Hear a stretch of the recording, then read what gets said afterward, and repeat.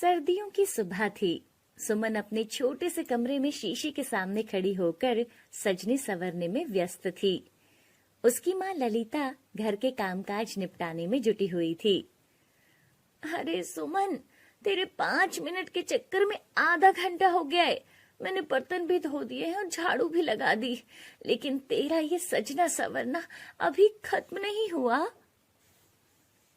सुमन ने पलट कर कहा, माँ, आप हर समय मुझे डांटती रहती हो। अरे डांटती नहीं हूँ, समझाती हूँ। अब तू बड़ी हो गई है, शादी की उम्र हो गई है। घर के काम काज सीख ले, वरना ससुराल में न सिर्फ खुद को डांट सुननी पड़ेगी, बल्कि मेरी भी फजीहत कराएगी। काम? माँ, आपकी बेटी इतनी सुंदर है ना कि देखना, कोई भी अमीर लड़का आएगा और मुझे रानी बनाकर रखेगा। एक दिन ना हम दोनों की किस्मत बदल जाएगी, सच कहती हूँ। अच्छा, और अमीर घर का लड़का दहेज नहीं मांगेगा? सुमन बेटा, ऐसे सपने मत देख। हम गरीब लोग हैं, इसलिए तुझसे कहती हूँ कि हकीकत को समझ और मेहनत कर।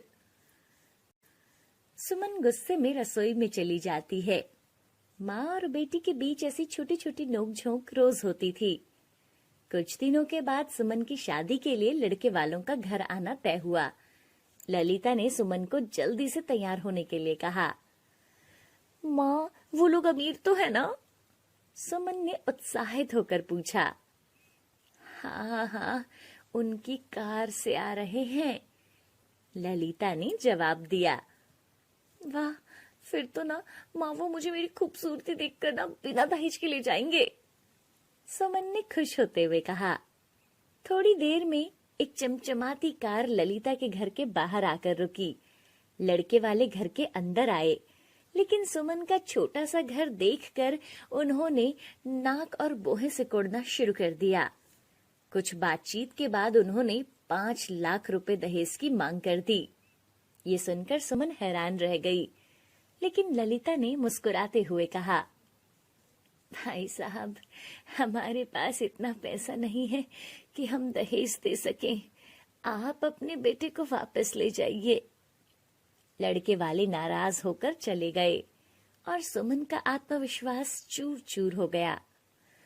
माँ, ये हमारी कितनी बड़ी बेइज्जती है, सुमन गुस्से में कहती है। सुमन बेटा, ये हमारी बेइज्जती नहीं है, ये हमारी हकीकत है। रिश्ते बराबरी के होने चाहिए। अब तू ही सोच, तुझे और अमीर लड़का चाहिए या ऐसा रिश्ता जो टिक सके? ललिता उसे समझाती है और सुमन कुछ नहीं बोलती और अपने कमरे में चली जाती है। कुछ समय के बाद ललिता ने सुमन की शादी महेश नाम के एक साधारण लड़के से तय कर दी।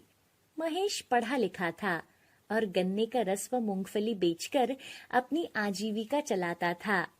शादी के दिन महेश किराए की कार में बारात लेकर आता है। सुमन ने सोचा, क्या फायदा मेरी खूबसूरती का, गरीबी में ही जिंदगी गुजारी और अब गरीबी में ही ससुराल में भी गुजर जाएगी। लेकिन महेश अपनी नई दुल्हन को देखकर मन ही मन ईश्वर का धन्यवाद कर रहा था। हे भगवान, आपका बहुत बहुत धन्यवाद, जो आपने मुझे इतनी सुंदर और प्यारी पत्नी दी है। मैं हमेशा इसे खुश रखने की कोशिश करूंगा, महेश मन ही मन कहता है। सुमन और महेश की नई जिंदगी शुरू हो गई थी, लेकिन सुमन अपनी पुरानी आदतों को छोड़ नहीं पाई थी। महेश दिन भर मेहनत करता था, लेकिन सुमन के शौक खत्म होने का नाम नहीं ले रहे थे। सुनो जी, मुझे ना 2000 रुपए चाहिए। अभी 3 दिन पहले ही तो 2000 रुपए दिए थे। तो मैं तुम्हारी पत्नी हूँ, तुम नहीं चाहते कि मैं सुंदर लगूं? पड़ोस वाली भाभी ना नई साड़ी लेकर आई है, मुझे भी वैसी चाहिए।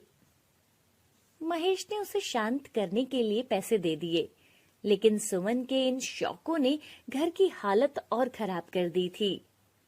कई साल बीत गए। अब सुमन और महेश के 2 बच्चे सूरज और पायल हो गए थे। एक दिन सूरज ने महेश से पूछा, पापा, हम नानी से मिलने कब जाएंगे? ये सवाल अपनी माँ से पूछो बेटा। हम नानी को ना यहाँ बुलाकर अपनी बेइज्जती नहीं करवा सकते। हमारे पास ठंडी में ओढ़ने के लिए एक ही रजाई है, वो भी फटी हुई। नानी कहाँ सोएगी? जिस दिन तुम्हारे पापा नई रजाई ले आएंगे ना, उसी दिन उन्हें बुला लूंगी। बच्चों के सामने ये सब सुनकर महेश को बहुत बुरा लगा। वो चुपचाप घर से बाहर निकल गया। हे भगवान, मैं अपनी कमाई कैसे बढ़ाऊं? जो कमाता हूँ वो सुमन के शौकों और बच्चों की पढ़ाई में चला जाता है। 2 दिन के बाद अचानक घर के बाहर ललिता की आवाज सुनाई दी। सुमन बेटा, महेश। माँ, आपको इतनी परेशानी हुई होगी, मुझे पता होता तो मैं खुद लेकर आपको आ जाता। नहीं बेटा, कोई परेशानी नहीं हुई।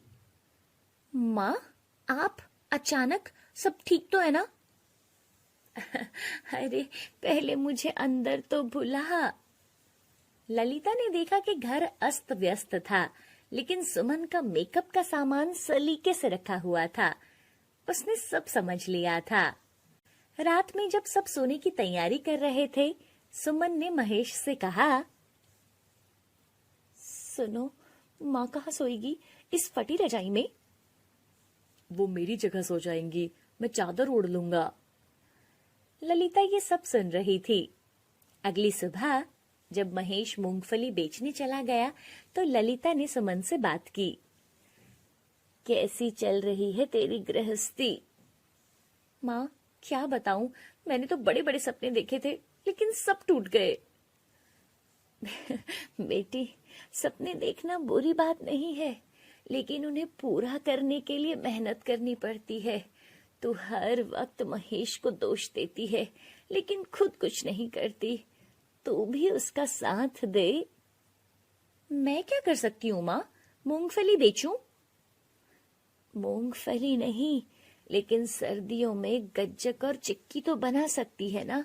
देख, जब गाड़ी के 2 पहिए मिलकर चलते हैं ना, तभी वो रफ्तार पकड़ती है। हाँ माँ, मुझे अब सब समझ आ गया। मैं बहुत बुरी हूँ। मैंने अपनी खूबसूरती के घमंड में आप सबको कितना परेशान किया, पर मैं अब ना बदल कर दिखाऊंगी। वैसे माँ, आपने बहुत अच्छा आइडिया दिया है।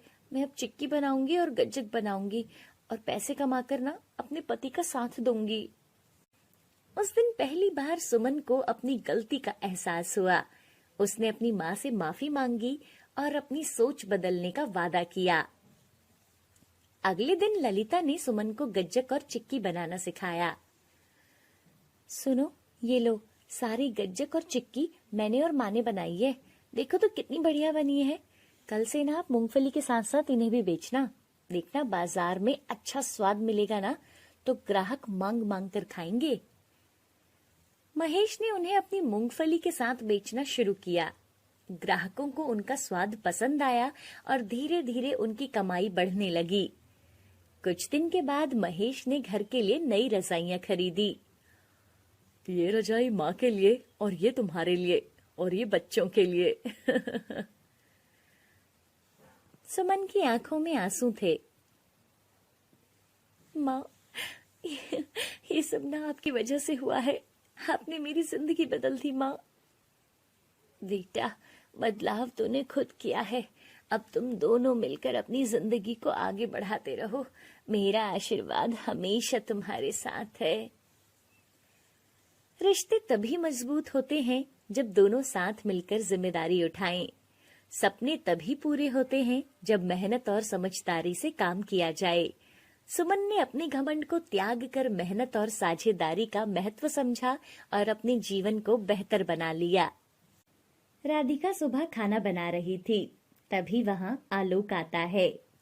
राधिका, जल्दी से हम सबका खाना डाल दो, खेत में काम पर जाना है। जी, मैं अभी सबके लिए खाना डाल देती हूँ।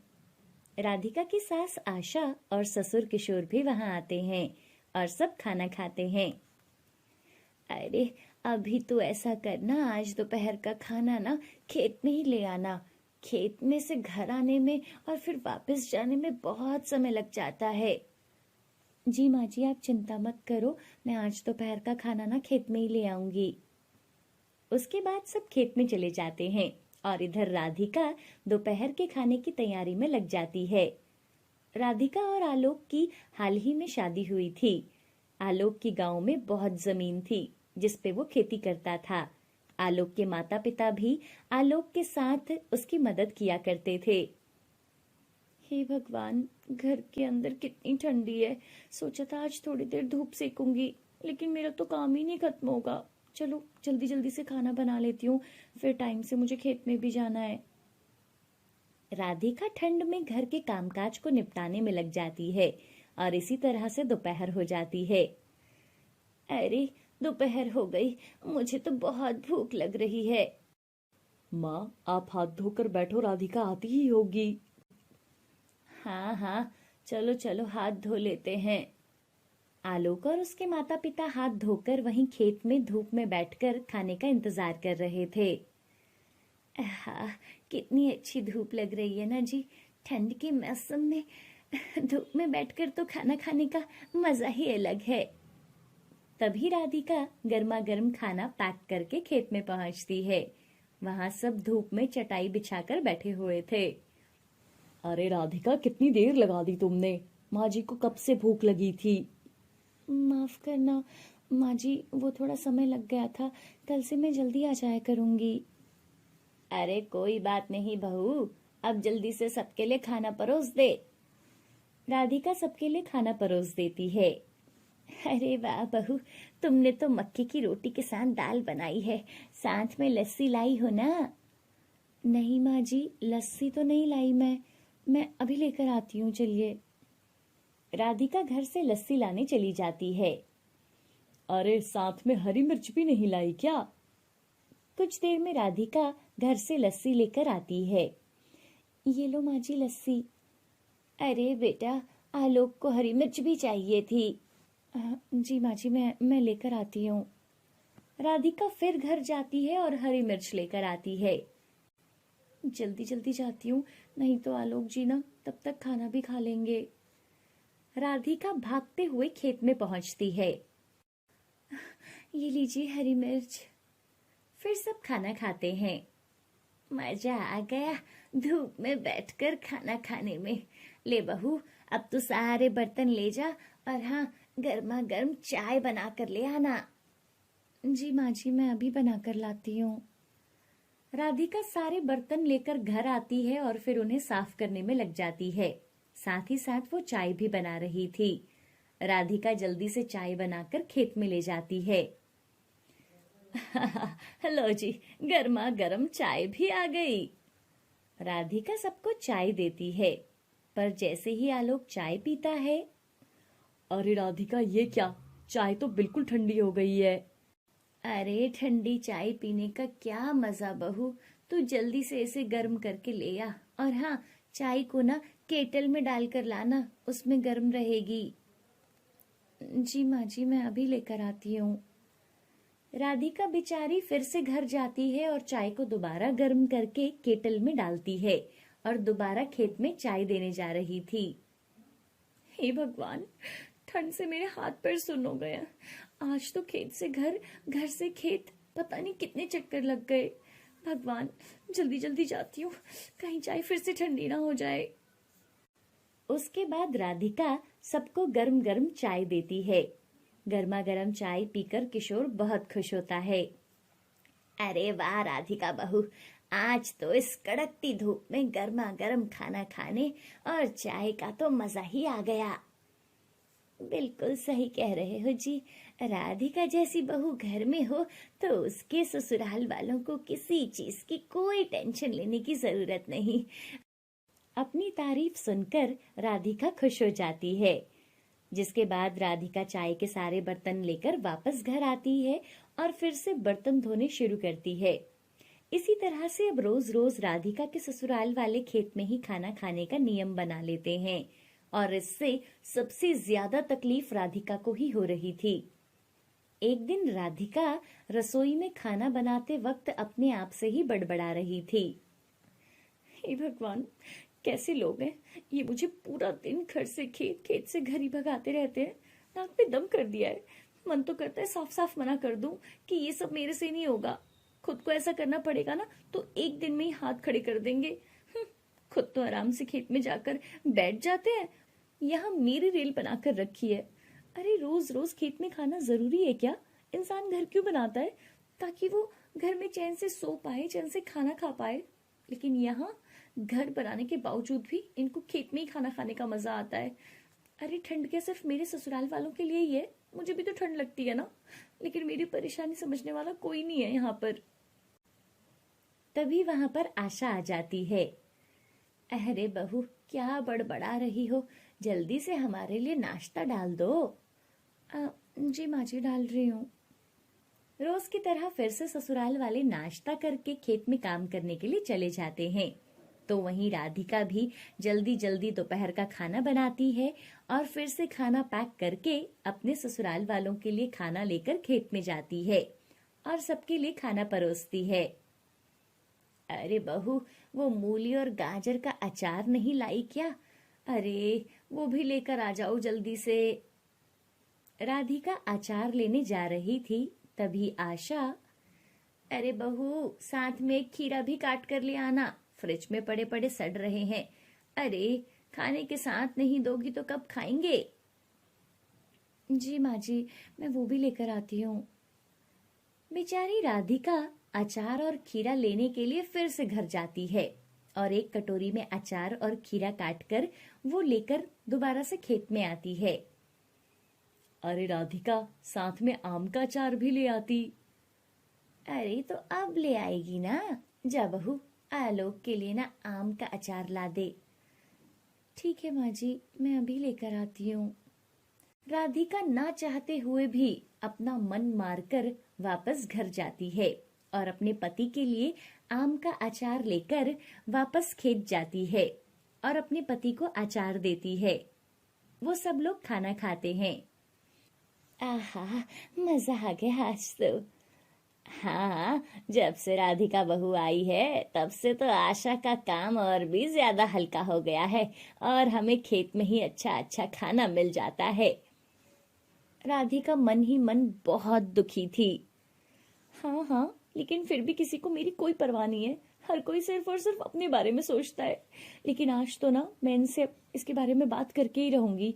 अब जो होगा देखा जाएगा। राधिका सभी को खाना खिलाने के बाद सारे बर्तन लेकर वापस अपने घर जाती है और बाकी काम में लग जाती है। तभी दरवाजे पर घंटी बजती है और राधिका के माँ पिता उससे मिलने आते हैं।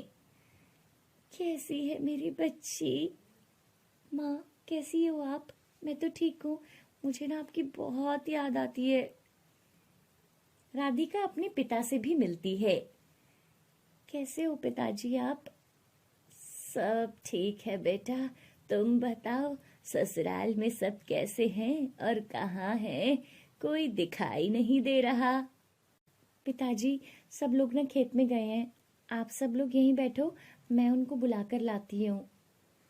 राधिका अपने माता पिता को पानी पिलाती है और फिर खेत में जाकर अपने सास ससुर और अपने पति को बुलाती है। राधिका के ससुराल वाले घर आते हैं और सबसे मिलते हैं और खूब बातें करते हैं।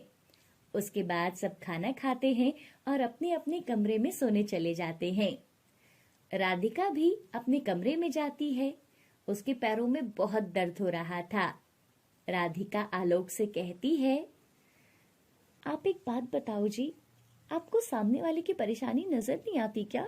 अगर सामने वाला आपको अपनी परेशानी बता नहीं पा रहा है तो इसका मतलब क्या है कि उसे कोई परेशानी नहीं है। अरे पर क्या हुआ? तुम किस बात से परेशान हो और आज मुझसे ऐसी बातें क्यों कर रही हो? क्योंकि मैं बहुत थक चुकी हूँ। अरे हद होती है किसी चीज की। आप लोग मेरे अपने होने के बावजूद भी मेरी तकलीफ को समझने की कोशिश ही नहीं करते। ठंड मुझे भी लगती है ना। मुझे भी घर का काम खत्म करने के बाद छत पर धूप लेने का मन करता है, पर नहीं, आप लोग ठंड में मुझे घर से खेत और खेत से घर के चक्कर ही लगवाते रहते हो। अरे क्या बात है, साफ साफ बोलो ना। आखिर तुम्हारी असली तकलीफ क्या है? तुम्हें हमें खेत में खाना खिलाने में तकलीफ है तो कोई बात नहीं, कल से तुम्हें हमारे लिए खाना बनाने की जरूरत नहीं है। देखा, बस इसीलिए मैं आपसे अपनी परेशानी के बारे में बात नहीं कर रही थी, क्योंकि मुझे पता था इस घर में मुझे समझने वाला कोई नहीं है। राधिका बस करो और मुझे ज्यादा गुस्सा दिलाने की कोशिश मत करना, वरना एक खींच के तमाचा मारूंगा। एक औरत का कर्तव्य होता है कि वो अपने ससुराल वालों का ख्याल रखे, और हमारे लिए कोई बहुत बड़ा पहाड़ नहीं तोड़ रही हो तुम। हम भी घर को चलाने के लिए दिन रात मेहनत करते हैं, और तुमको अपने ससुराल वालों को खेत में खाना खिलाने में दिक्कत है तो ठीक है ना, अपने माँ बाप के साथ ही अपने घर चली जाओ। आलोक की ऐसी बातें सुनकर राधिका बेचारी रोने लगती है।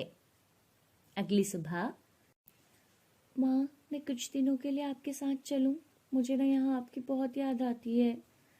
हाँ बेटा क्यों नहीं, मैं तुम्हारी सास से बात कर लेती हूँ, फिर कुछ दिन हमारे साथ ही रह लेना। उसके बाद राधिका सबको खाना खिलाती है। राधिका की माँ आशा से पूछती है, बहन जी क्या हम अपनी राधिका को कुछ दिनों के लिए अपने साथ ले जाएं? शादी के बाद ये हमारे साथ एक बार भी नहीं रही है। हाँ हाँ बहन जी क्यों नहीं। राधिका बहू चलो तैयार हो जाओ, जाओ जाओ कुछ दिनों के लिए अपने माता पिताजी के पास रह आना, ठीक है? मैं कुछ दिनों के बाद आलोक को भेज दूंगी तुम्हें लाने को। जी माँ। उसके बाद राधिका अपनी माँ और पिता के साथ कुछ दिनों के लिए अपने मायके चली जाती है। राधिका के जाने के बाद सारा काम अब आशा को करना पड़ता था। आलोक और किशोर सुबह का नाश्ता करते हैं। माँ आज दोपहर का खाना खेत में लेकर आना, ठीक है? अभी हम चलते हैं। हाँ हाँ आशा आज खेत में ही खाना खा लेंगे, तुम खाना लेकर वहीं पहुंचना। आशा सुबह का काम खत्म करके दोपहर का खाना बनाने में लग जाती है, और दोपहर तक खाना बनाकर वो पैक करके खेत में जाती है। लो जी गर्मा गर्म खाना खा लो। आशा सबके लिए खाना परोसती है। अरे वाह, साग और मक्के की रोटी, वाह जी वाह। अरे आशा लस्सी कहाँ है, लस्सी नहीं लाई क्या? लस्सी तो मैं लाना भूल गई जी। अरे तो जाओ ना भाई लस्सी लेकर आओ, उसके बिना कैसे खाएंगे? आशा घर जाती है और लस्सी लाती है। ये लो जी लस्सी। अरे काला नमक भी लाई हो ना साथ में। काला नमक वो कब बोला आपने जी? लस्सी काले नमक के बिना कैसे पीऊंगा मैं, तुम्हें पता तो है लस्सी में मैं काला नमक डालकर ही पीता हूँ। अच्छा बाबा लाती हूँ। राधिका बहू के न जाने हम कितने चक्कर लगवाते थे, मैं तो एक दिन में ही थक गई हूँ। आशा घर से काला नमक लेकर खेत में पहुंचती है। हाय हाय मैं मर गई, ये लो अपना काला नमक। उसके बाद सब खाना खाते हैं और आशा सारे बर्तन उठाती है। आशा अब एक गर्मा गर्म चाय भी लेकर आ जाओ। हाँ हाँ लाती हूँ। उसके बाद आशा घर आती है और सारे बर्तन साफ करती है और फिर चाय बनाकर फिर से खेत में जा रही थी।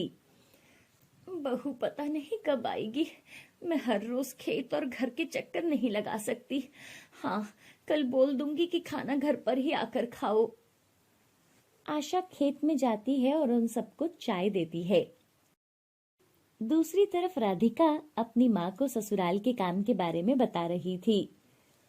आज बेचारी सासू माँ का नंबर लगा होगा, अब जाकर ना उनको समझ आएगा कि इतनी ठंड में खेत से घर और घर से खेत के चक्कर लगाने में ना कितनी बुरी हालत होती है।